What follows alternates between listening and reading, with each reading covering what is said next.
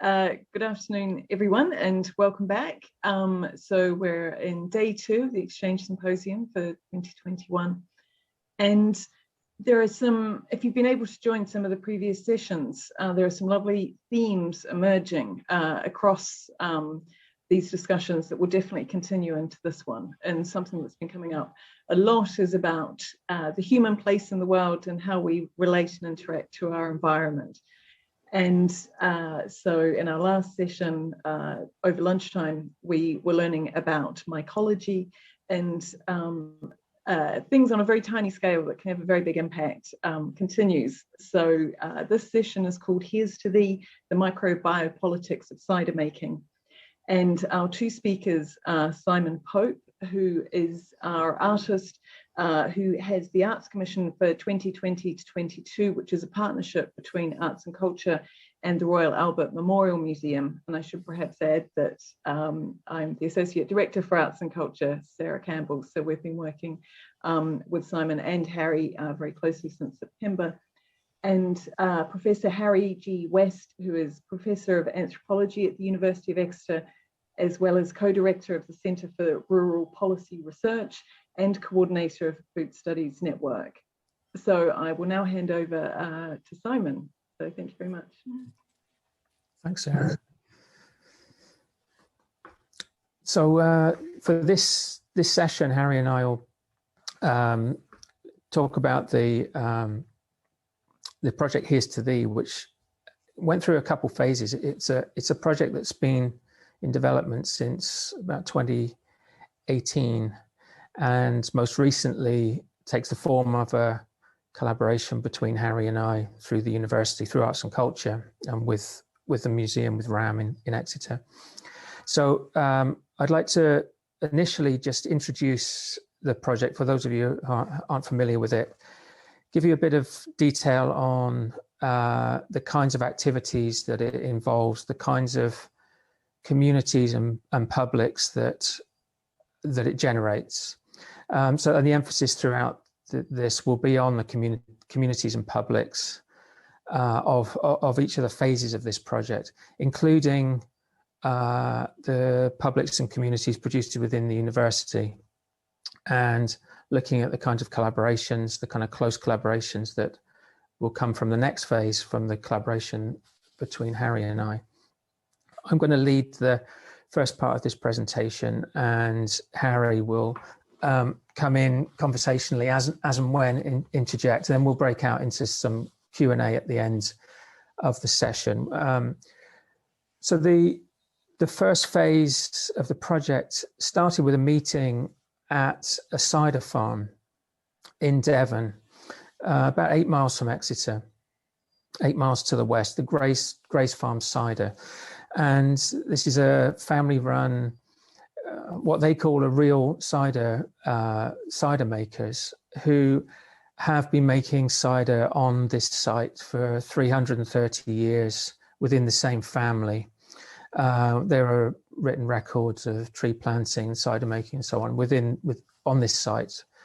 So it's a very particular kind of cider making that's associated with the southwest of England and in Devon in particular. The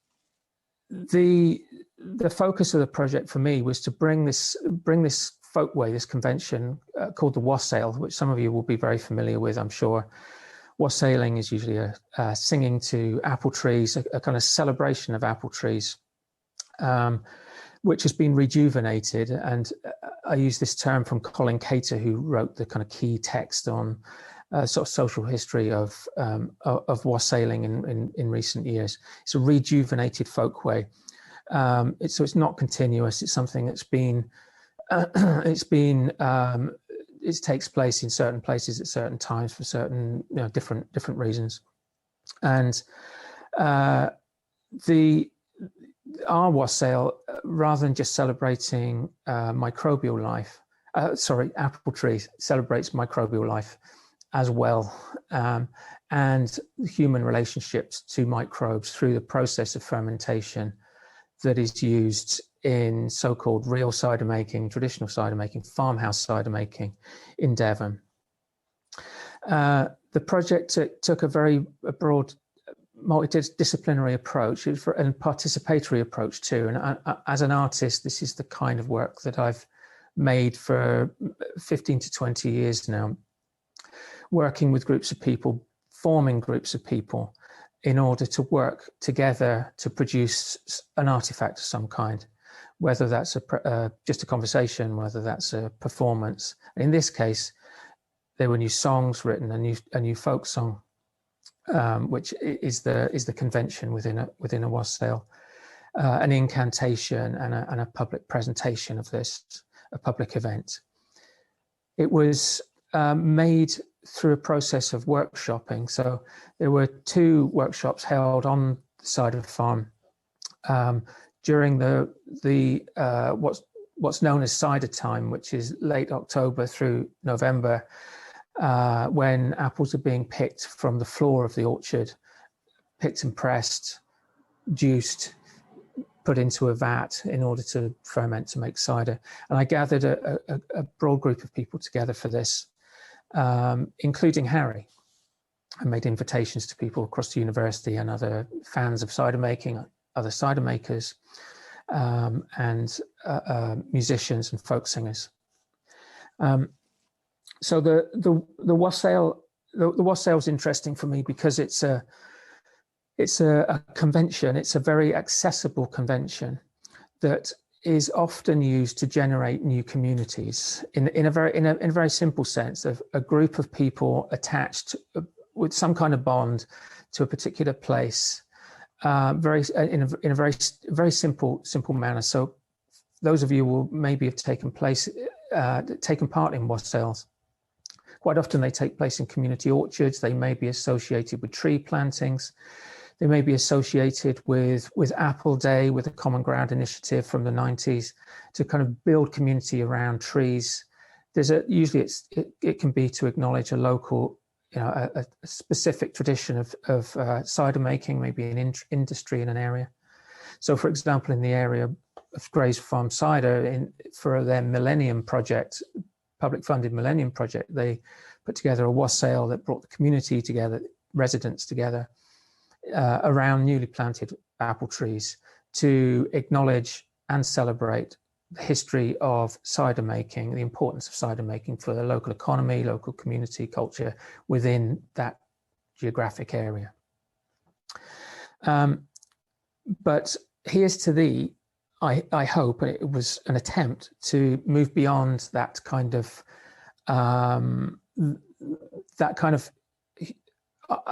focus on humans among themselves, making use of trees in order to build a human community. I'd hope to mobilize the convening power of the wassail, and I think this is an important aspect for me, the fact that people do get together, they do get together with another species. And it was to place emphasis on yet another species that's often overlooked. It's the microbial species, the yeasts, the moulds, the bacteria, and of course the viruses that take place in fermentation with human beings to make farmhouse types of cider. That, when I say farmhouse, I mean what you might call wild ferment or spontaneous ferment or natural ferment ciders. So where yeasts are allowed to, what may be called indigenous yeasts found on the farm, on the apples, are allowed to lead the ferment rather than be pasteurized and replaced by commercial strains of yeast to make the fermentation. So the idea behind this really comes from my interest in more than human social worlds, to have to start to understand, largely for me as an artist to understand this, but also to work with other people who already have a grasp on this or may want to learn more about this, to work out how humans and microbes live together, and to draw attention to the kind of negotiations that we make among ourselves and with the microbes. And this is where our term microbiopolitics comes from. And this is a term that I borrowed in the early stages of this project from Heather Paxson, who's an anthropologist that studies human microbe interactions in cheese making in North America in particular. And this is where it becomes interesting for me to work with Harry, and Harry, having worked with Heather and whose research is also focused on cheese making, terroir, and so on, and food designations and so on. So, and Harry, maybe, I know you have the Heather Paxson's key text at hand there. Yeah, just for those of you who might be interested in reading it, The Life of Cheese by Heather Paxson is a real landmark work in this area that introduces, as far as the idea from a variety of different theoretical strands, including Foucault, including geographers who are working on this idea of the more than human, but develops it within the context of looking at fermentation, specifically artisan cheeses in the United States. So it's a kind of line of inquiry that she's developed and that I subsequently started working on. And at that point, sort of crossed paths with Simon and saw his interest in it as well. So it was a good match between us. Yes, yeah. And I guess, Harry, this is the basis of the ongoing project. Obviously, we've had our project extended, I think it's worth saying, and thanks to Sarah and to Lara Goodman from RAM in enabling this. But this is really we've crossed over in the microbial politics, or at least the human negotiations of microbes, and whether it might be microbial socialities too. It's like how we might come together with microbes or through them, and the negotiations and the kind of regulation and the kinds of themes that may come out of food studies in a sense. And we'll touch, I'm sure, on some of the further outcomes that we hope from the collaboration. I'd like to share the screen, which is always a momentous occasion for me anyway, having to navigate all the various things here. Okay, so I'd like to show you, while I talk, some of the this is the website, by the way, that I'll return to. This is the current website for the project. But I'd like to just show you as I talk. Hopefully you can all see this. Some photographs taken by Ellie, who's a farm worker, farm manager at Halstow at Grays Farm Cider, and you can see here some photographs from the workshops back in November 2019. So the development, I'll give you a few details about the project now. The Here's to Thee began in earnest with Ben and Ruth Gray at Halstow in October 2019. I should mention I've been based on Menacing, which is the traditional territory of the Mississaugas of the Credit First Nation in Ontario in Canada for about 4 years now. And but I grew up and actually went to school with Ben Gray's brother. I grew up in the village where this cider farm is, and I returned there, interested to work out these more than human community ideas through cider making with Ben and Ruth. So there were a number of participants invited to these workshops. So as I mentioned, Harry was there. As you can see, I think Harry crops up in the photographs quite often here. There were philosophers of science, there were social and food historians, there were fans of traditional forms of cider making associated with the southwest of England. There were pomologists that used to work. There was a pomologist who used to work for Long Ashton at the Pomology Research Laboratory near Bristol. And there were my collaborators, my artistic collaborators, Jim Causley, singer-songwriter, Abigail North, who's a ceramic artist. Bill Murray, who you'll see standing alone in the cider barn, who sings, has an amazing encyclopedic knowledge of folk songs from Dartmoor and the cider making areas of Devon. And we all gathered and helped to pick and carry bags of apples to the pound house where the apples were crushed and pressed, and we could watch the fresh juice instantly fermenting. We could taste it, the rawness of it, and so on. This workshop then informed the writing of a new folk song, a new Wassail ceremony, more experimental work with a shanty crew called Mariners Away that Jim Causley works with, who operate out of South Seal, north of Dartmoor, and also it informed the making of a new Wassail Bowl, which is it's a clay vessel for communal drinking that in different places takes different forms, can be more elaborate or more or less elaborate, and ornamented. And you'll see in a second, I'll show you some photographs of the bowl bowl as it's used in the ceremony.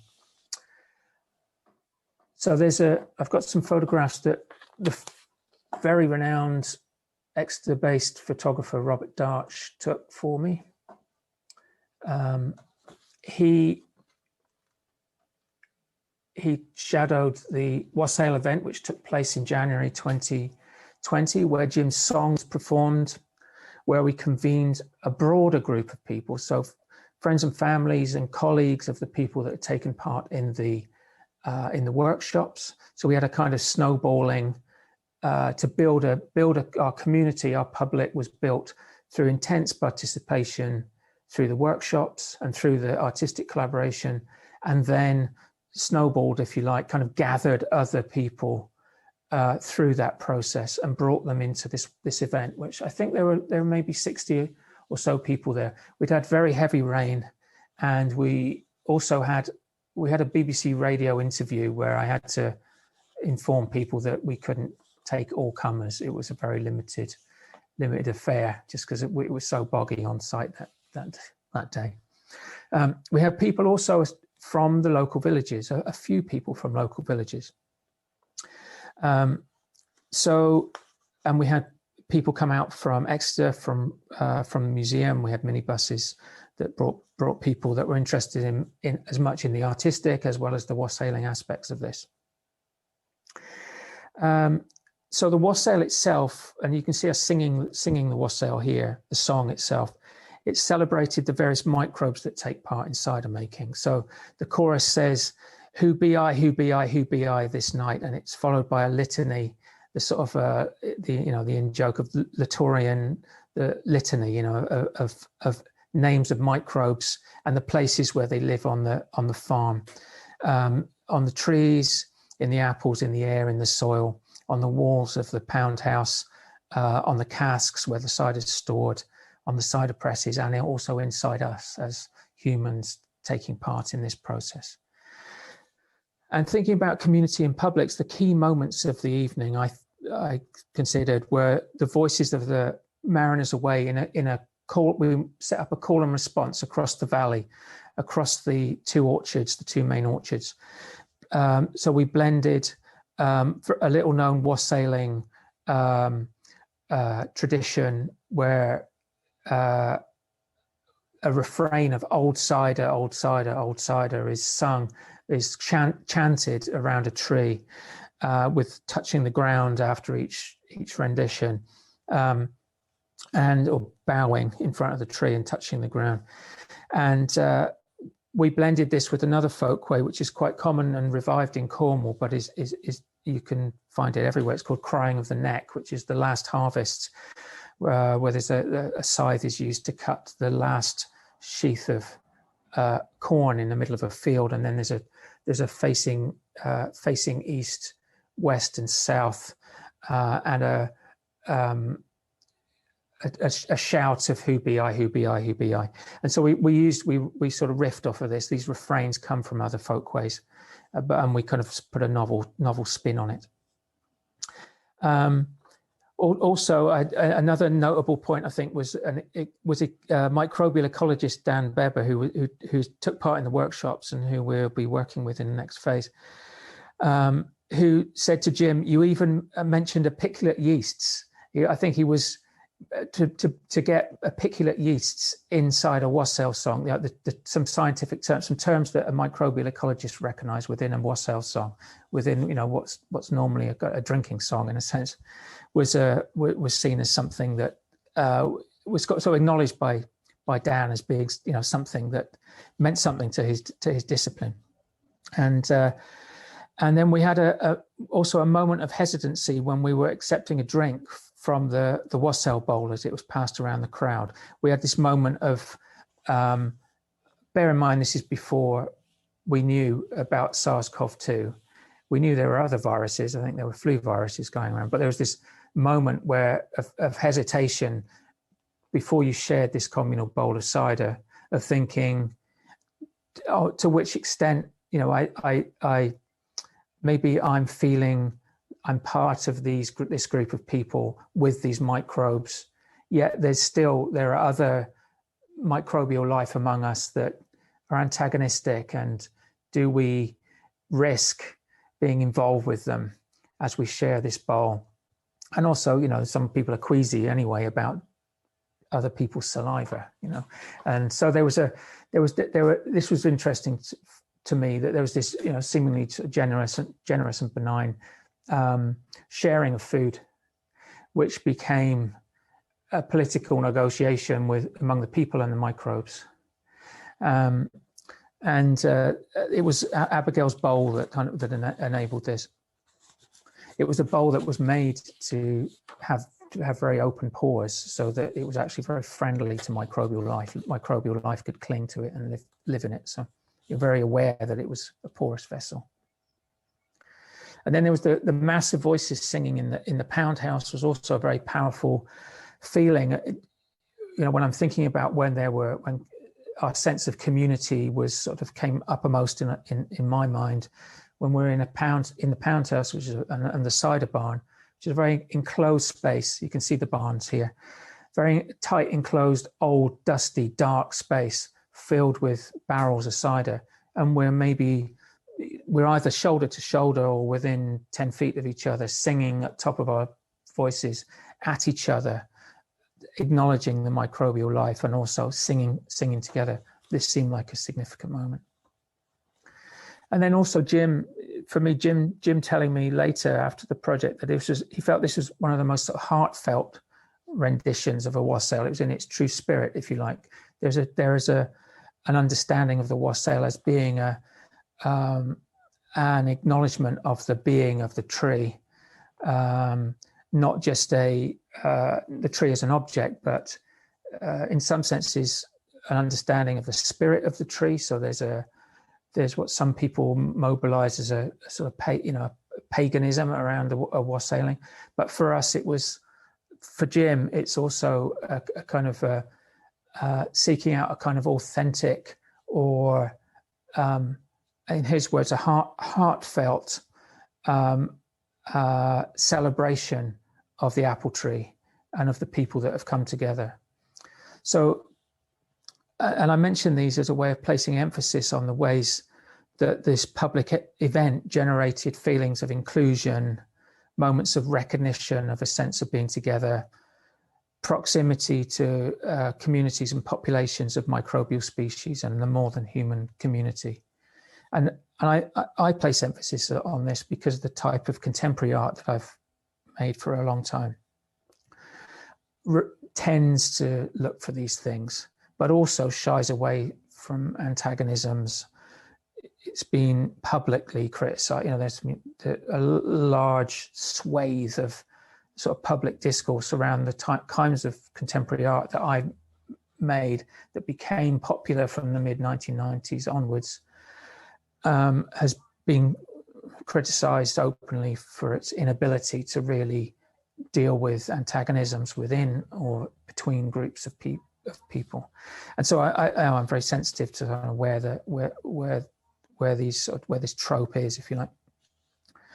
So and the sharing of food obviously is a common trope in this form of participatory art. And you can look into the so-called relational aesthetics work in the mid-90s. But before that, I always look back to Gordon Matta Clark in New York and the kitchen, this making soup for other artists in the mid-1960s. There's this idea of conviviality, simple conviviality, straightforward conviviality really drives this kind of work. But the food sharing is less benign here, I think. It's a less benign proposition because we're reminded of the microbes everywhere in the air, in the soil, in the air, in the air that we're breathing as we pass around the bowl of cider. And it's at this point I hope in this work that the complex negotiations that we make with our human neighbors and with the microbial neighbors that we have are really apparent, and that we're aware of this as a kind of politics. And this is one aspect of the kind of microbial politics that I'm interested in, how our dealings with people political dealings with people gets mapped onto our dealings with microbial life in some senses, and vice versa too. There's a flow, and obviously during the pandemic with SARS-CoV-2, this has been our main focus, our main preoccupation.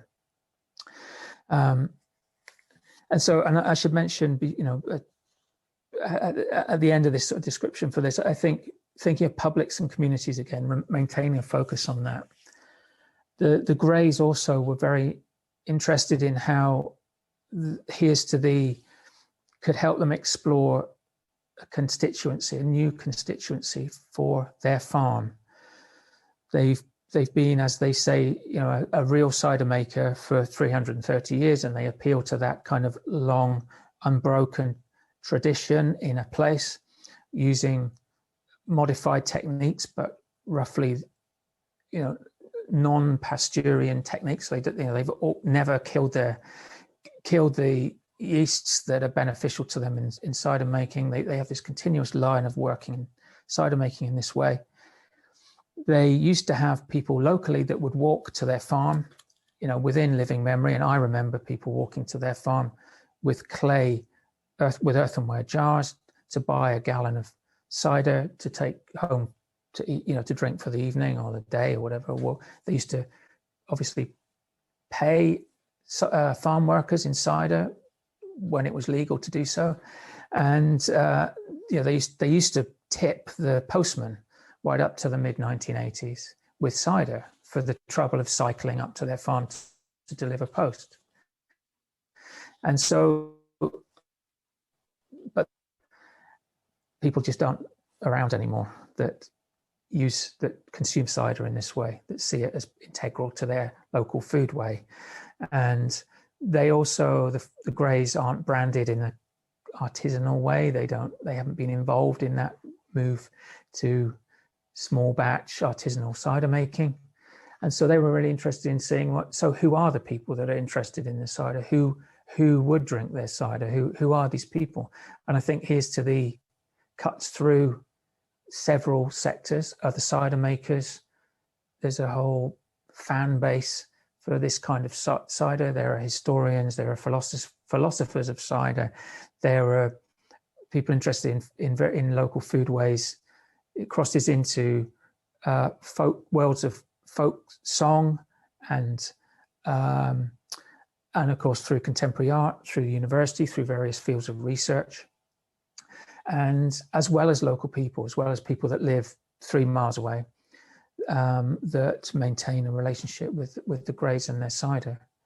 So I think the thing I want to draw attention to here is that there are many publics and communities that are generated by Here's to Thee that are of interest to many people, whether they're in worlds of folk music, cider making, research, art, local residents looking for beverages. I think it's of interest, and is participated in by these different publics and communities. So I'll kind of wind down on the detail of this project just by showing you there is a website here, and there are links from the website that I'll show you next. This is a pretty comprehensive documentation of the first phase of the project that took place on the farm. And let me just scroll through this page. It includes links to the songs that were written, and I'd highly recommend listening to Jim's amazing rendition of the Halstow Wassail, as it's called. Jim Causley's probably the most renowned local wassail singer and leader of wassails in eastern Dartmoor regions of Devon, and BBC Folk Awards nominated folk singer songwriter. So here we have links links out to a number of songs and audio recordings of the event at Halstow, and more of Rob's photographs and words and so on. So plenty to keep you entertained. So this is the website that is the sort of go-to place for updates on the project that Harry and I are working on as it unfolds between now and this time next year. So I guess, Harry, I know one thing I did want to just pitch in before we open up is I'm also just to say there are publics and communities that I'm interested in as an artist that are generated by the actual project. So working with the university, and I'm really interested in how arts and culture places artistic work within the university, that it doesn't. University of Exeter, for various reasons, doesn't have a department of fine art, for example. Departments that the kind that I've worked in as a reader, as a senior lecturer or whatever. And so, but what it does allow you is kind of embed you within other departments. And I think I've always, for a long time, been interested in the way that contemporary art is placed inside other institutions. My undergraduate years, I worked a little with John Latham and Barbara Stavini when they were reviving the artist placement group in the early 1990s. And their notion of the incidental person being placed within publicly funded institutions was really attractive to me. And I see the way arts and culture is working and how this particular project works as a way of bringing me as an artist in, rather than into the boardroom, but into collaboration, into research collaborations, in the same way that APG imagines artists working. So I think for me, it's interesting that it produces publics within the university. It produces new networks and new communities through research collaborations. So I also think that's another important community / network / public for an artist like myself to be working within the university. So let me stop sharing here. There. Maybe Harry, we can talk a little about the kind of the following phase, which is the collaboration, the ways we've been working together since this time last year and under lockdown conditions, obviously. But I'm thinking we work together in seminars, largely remotely, and then we have plans to work with microbial ecologist Dan Beber on a joint research council bid,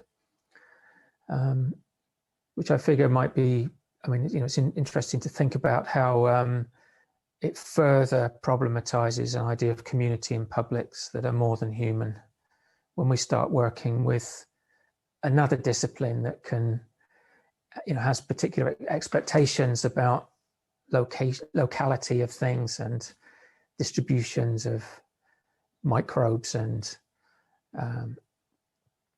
their communities, their relationships.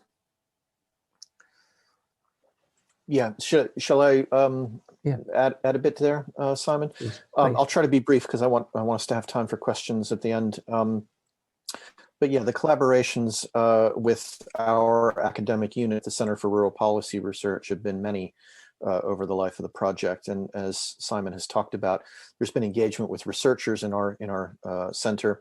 There's also been engagements with students who are involved in courses that we convene. We have a course that focuses on fermented foods, and Simon has been involved in teaching of a couple of weeks on that.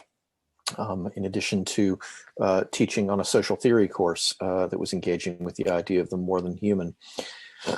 I mean, in many ways, that collaboration is not only the context in which the project has happened, it's actually the substance of the focus of the project. Simon's used terms like tradition, authenticity, community, all terms that from a social scientific perspective, we've come to sort of suspect in recent decades. But we've come to suspect them precisely because too often when they're used in a kind of simplified form to talk about something that's preformed, that exists, that isn't dynamic and evolving and changing. And this is a project that really has enabled us to see how community is in fact constantly being constituted and reconstituted. It wasn't simply a question of summoning the community together. This project convened a community that had never met before in its exact form, and it involved, the Grays and their neighbors and family members of the Grays, but it also involved, as Simon mentioned, people coming out from the university, a broad arts community within the region. People from the media who were interested in the project. And that brought together people for whom there are tensions between this kind of long-standing rural economy that in many ways is suffering right now, and incomers into the region who in some ways represent the transformation of places in ways that are not altogether positive from some perspectives. But it brought people together precisely around something that they shared enthusiasm for and shared interest in, and led to very interesting conversations. The Grays, the youngest generation of the Grays are all off to university right now. And the conversations that I overheard of them speaking with, academics from the university, for example, were, I think, really interesting and enriching. And then in addition, we have the fact that this project celebrates a community that's not just people, not just humans, but more than human. This comes at a time when all of us are very focused on the microbial because of the hazards that it presents. But this is a project that reminds us that the microbial includes elements that are absolutely essential to the foods that we eat, the things that we celebrate in the natural environment, and really got us thinking about that. So yeah, as Simon has mentioned, those collaborations up until now have a lot of them have taken place in the classroom or in the seminar room, but we hope that coming out of this, there'll be a research proposal that goes in to look at microbial variation in cider making, and to try to understand what the relationship is between that variation and the kind of cultural variation that we see throughout a landscape, the subtle varieties of these kinds of traditions of producing cider and the Wassail as well, how they relate to one another, how they're part and parcel of the same story, how that story can be told in a compelling way that draws people in to engage with it in ways that helps to sustain it, helps to reproduce it, helps to recreate it. Should we open to Q&A, do you think, Harry? Yeah, that makes sense. 20 minutes. Sarah, would you like to? Hi, folks. Open the floor. I would love to have your questions, and so I've jumped back into the mix to field questions. So if you could please put in the chat anything that you'd like to ask of Harry and Simon, and I have a few questions of my own as it happens, so you can listen to those until you generate some. I'm really interested, Simon in particular, but Harry, I think you'll have a view on this as well, that when you develop a deep knowledge, fascination for something, your worldview changes. When you spend time with people who have that knowledge, they open up a different landscape. So when you're spending time with a pomologist, you're not just walking through an orchard, it's a whole other experience. And so I'm curious, Simon, when you've been spending so much time thinking about microbes and microbial life, what does that do to your own humanity? How do you what sort of impact does that have on how you view your place in the world? I guess there's it's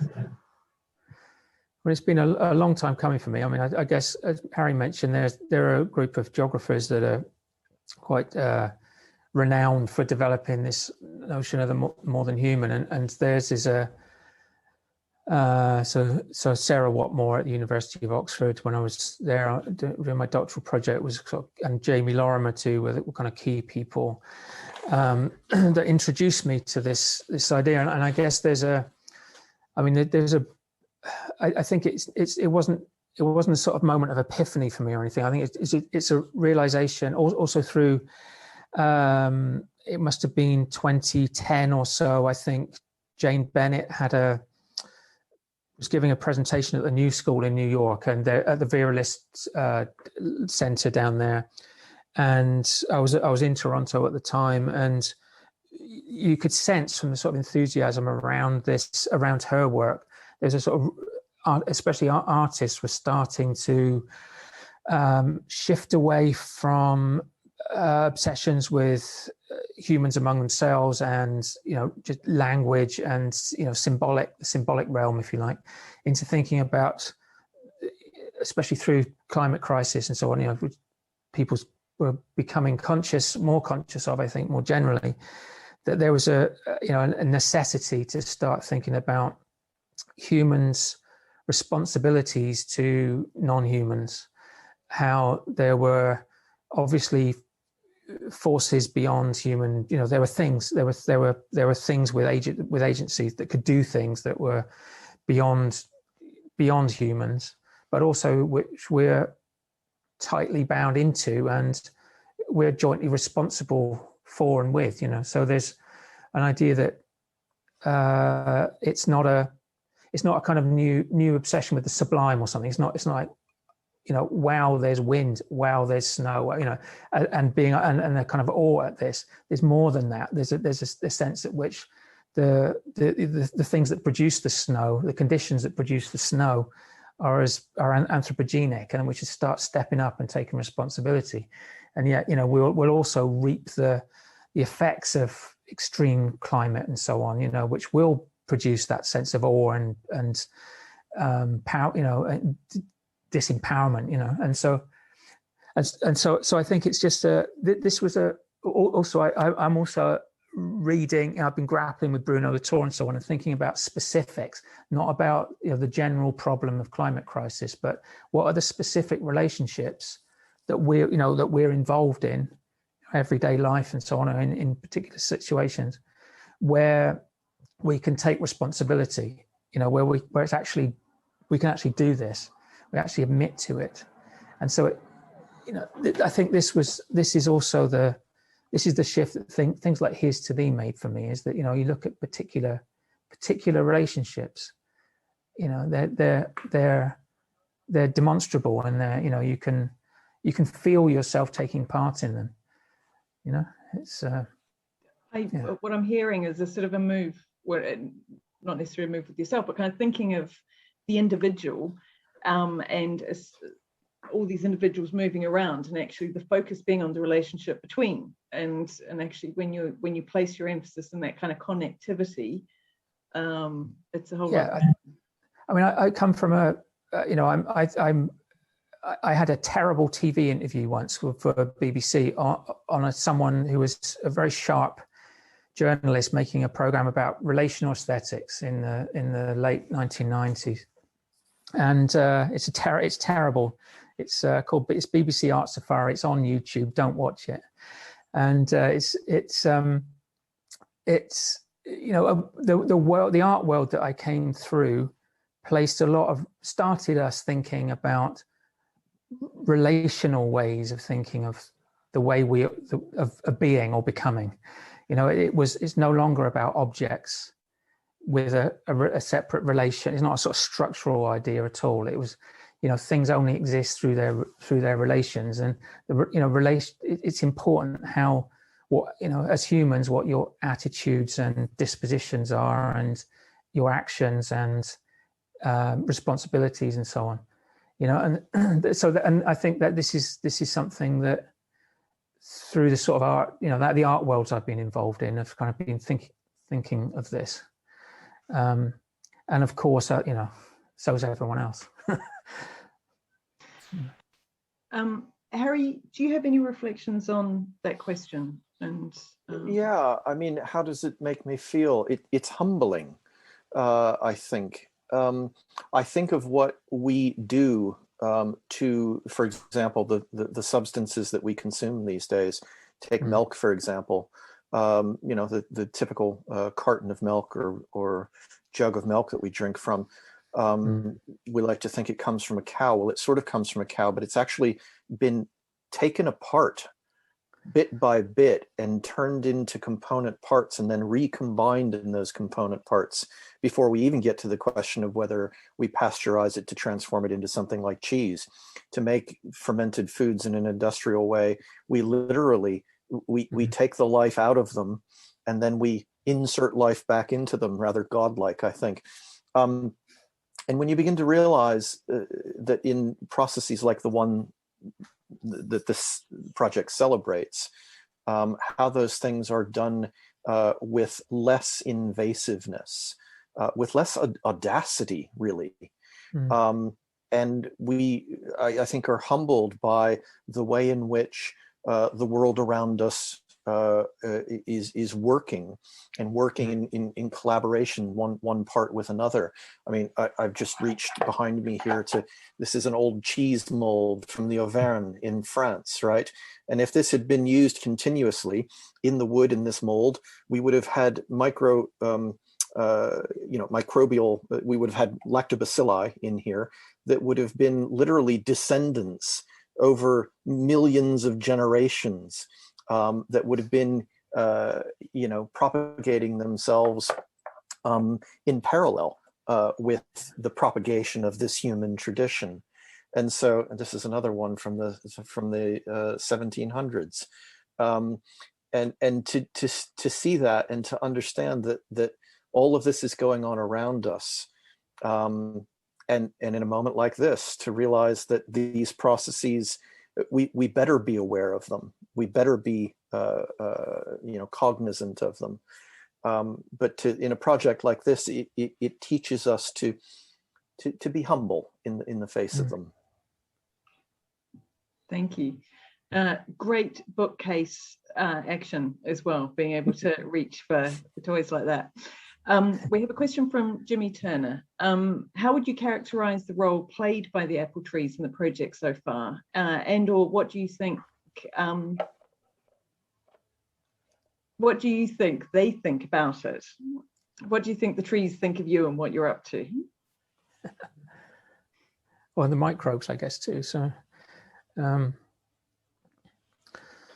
I guess this is what, I mean, Harry's the anthropologist. I don't want to stomp all over the anthropology here, but there's, I think it's fair to say that we're not expecting them to speak to us in the language that we address them in, and I imagine we obviously know about, we think we know about communication between microbes and trees and so on. We know they're in relation. I think we wish them well. I think this is as far as we get with them, with the Wassail. We wish them well and hope to do them no harm. And I think we're not really pretending anything beyond that, in a sense. I think we have a group of humans that are trying to work out this relationship and just acknowledge that there are relationships that we're not privy to, that exist without us, but with us when we're domesticating, in the process of domesticating and sort of rallying and so on, these microbial life, or the life of the trees and so on. So I think it's, I guess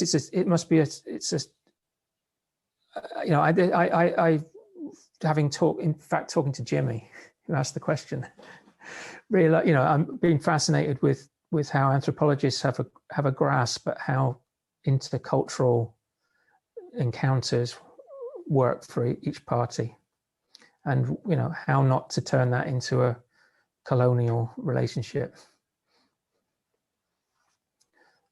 The next question might relate. I don't understand it, so let's see if one of you does. From Tim Newton. In what ways is the more than human concept within cultural geography differentiated from the actor network theory or broader argument associated with Calonne, Latour, etc.? Thoughts on that, either of you? Simon, do you want to? Do you want me to, or you want? Yeah, well, go on, Harry. I can sort of rummage around on it. But... Well, we've been talking about lines of descent in microbes. I mean, here we're talking about lines of descent in the ideas about microbes. Certainly, these are relatives. I mean, the more than human approach, I think, to some extent draws upon Calonne and Latour and others, and actor network theory. It speaks in a somewhat different language. It has been developed more in the discipline of geography. And I think the more than human approach is very interested in how we transcend the idea of scale, or move away from the idea of scale. We tend to think about the relationships between micro and macro when we talk about, for example, microorganisms. And the more than human approach is trying to get us away from that kind of scalar approach. So there are different emphases in it, but they're certainly members of the same lineage. Thank you. And Leonie's picked up on, Simon, your reference to decolonization. And so she asks, you mentioned not wanting to have a colonizing relationship with the trees and microbes. Have you been thinking about how your practice relates to the process and ideas of decolonization for yourself and others? Yeah, well, I mean, it's inevitable, isn't it? I mean, I'm sat here on Canada Day in Ontario at a point at which practical decolonization is becoming a practical reality for Canadians. I'm not a Canadian, but it's of course, I mean, I can give an example. I guess if you look on the number of video diaries that I've been making, the penultimate one was made after a conversation with a First Nations ethnobotanist, a member of the local First Nation, the treaty holders here. And we were talking, I was talking to him about the wassailing and about apple tree planting, about planting Malus domestica. And he, at that point, I think I just said apple trees. He said, which species? Well, Malus domestica. And he's, this is a hard one for me to talk about because my family was taken out of from their kinship networks, was forced to work on the farms by the agricultural department here, planting Malus domestica, when they were denied access to the crabapple species that that the Mississaugas had traditionally harvested and used, and that just the mention of apple trees is an offence. And so of course it's a very fundamental level. The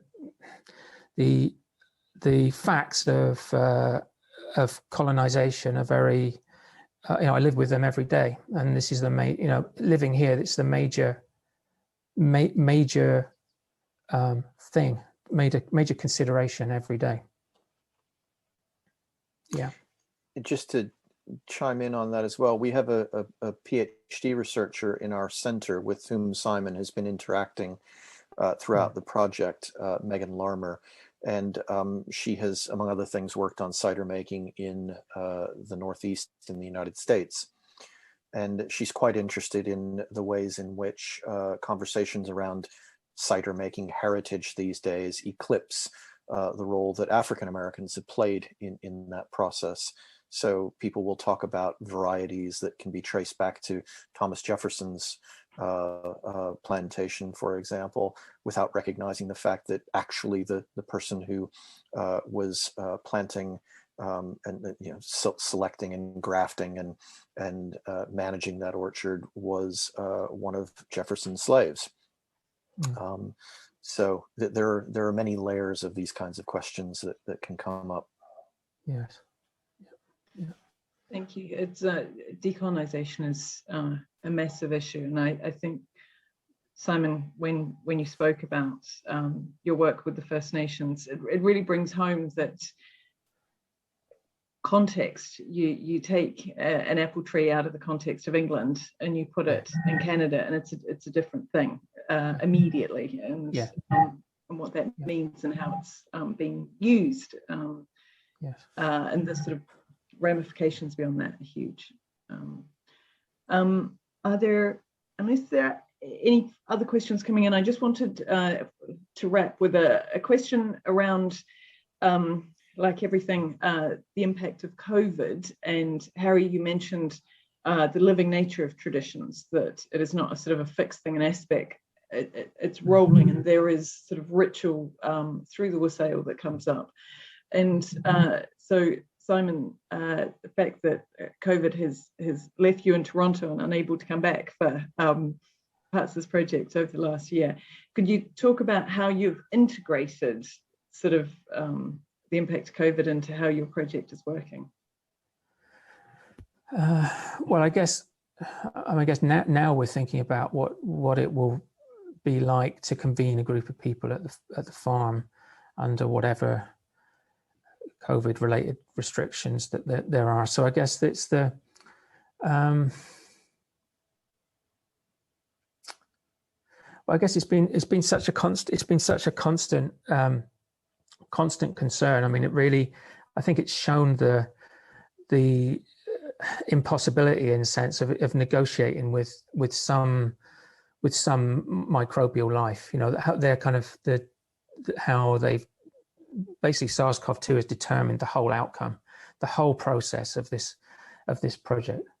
So I think all I can say is it's been, you know, it's just proved, it's been a big reminder that recognizing that we have political negotiations with microbial life, that, you know, we have to, that they have a command, you know, they have a sort of commanding role at the moment in what we do. I mean, in addition to that, the pandemic has completely reconfigured the economy of food production and consumption. And so the fact that the project is taking place in this context, it's an opportunity to call attention to the way in which the pandemic is thrown everything up in the air and made producers like the Grays and small-scale producers of many other kinds of foods both vulnerable, but also potentially the answer to a number of concerns that the pandemic raises about our dependence upon sourcing food from a distance and you know, the whole range of things. Yes. I think we have to wrap up. Leonie shared a wonderful note that she lives in West Dartmoor. We make cider, and every year we give a bottle to our postman by way of thanks for our letters. So these ways do remain alive, which is a good note to finish. So Simon and Harry, thank you very much for your insights. Thanks, Sarah. Thanks, everyone. Rich, expanding project.